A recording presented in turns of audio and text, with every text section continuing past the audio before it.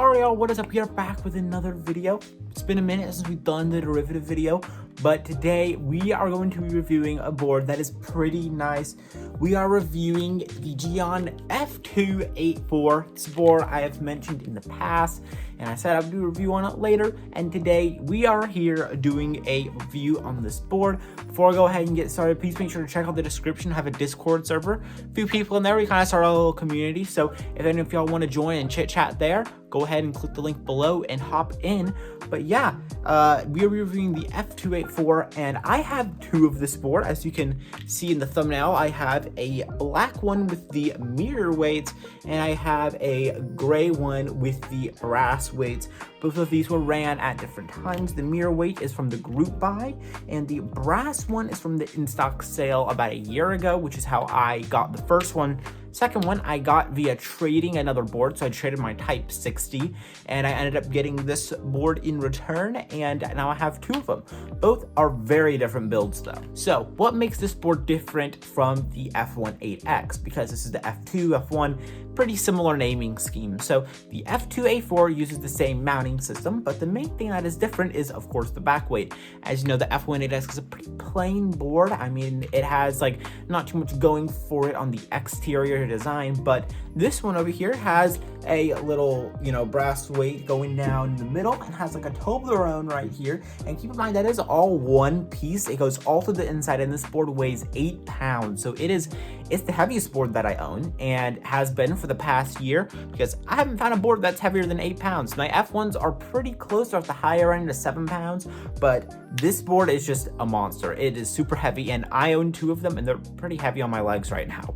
So this one right here is built plateless with Zaku's, and this board right here is built on an alu pit. Oh my gosh, this board is built with an alu plate with SWK Geon switches, which are all right. They're pretty loud switches. I mean, go ahead and say that, but the springs on them aren't amazing. I still gotta spring swap those, but they sound really loud. And this has plateless with Zaku's. Now, one thing I've noticed with the plateless build here is that it sounds a little thuddy, which I mean, I guess is to be expected with plateless boards. I have a W1AT up there, which was my first plateless board. I am excluding my QK75 because I'm not the biggest fan of that board, but yeah, so W1AT sounds a little sharper, I guess, because it's like a tadpole / top mount, which has a little bit louder of a sound signature. This is still pretty good, but the Zaku's in here just, they sound a little deeper, okay, like compared to what that is. But I don't know, maybe I just haven't tried enough plateless boards to get a real feel for how much that I like plateless. But I do like this. It's just different than the other boards that I got in my collection. Now this, on the other hand, with the aluminum plate, is loud and proud, especially with the SWK switches, because if anyone here has tried SWK switches in the past, you would know all of them are generally just super loud. I have the neons of my derivative, and obviously these are no different. These are super loud.